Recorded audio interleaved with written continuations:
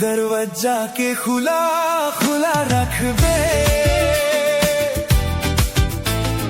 दिल कर दरवाजा के खुला खुला रख बे। येशू तोर दिले बसा चाहेला, मसीह तोर दिले डेरा चाहेला। येशू तोर दिले बसा चाहेला, मसीह तोर दिले डेरा चाहेला।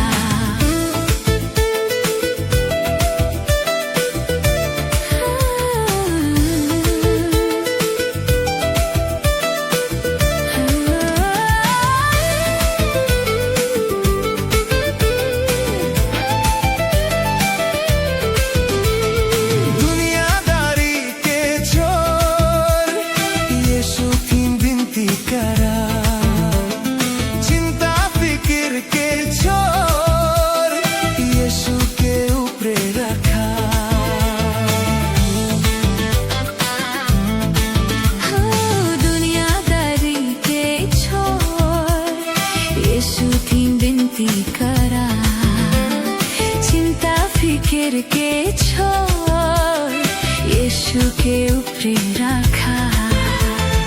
यीशु के आपन दिल में बसा, यीशु के आपन संगी बना।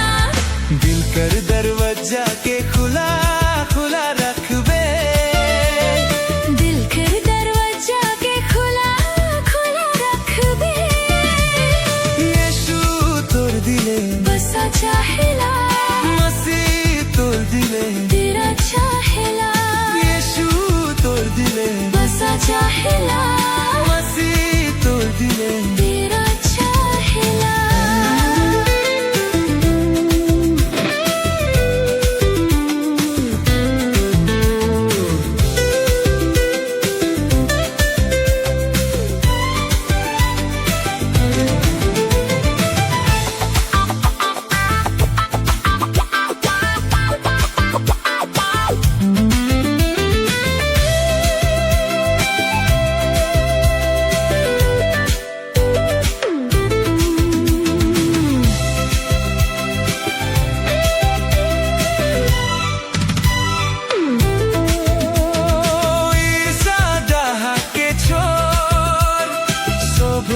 प्यारे करा, लोभ लालच के छोड़ अपन मन के फिरा।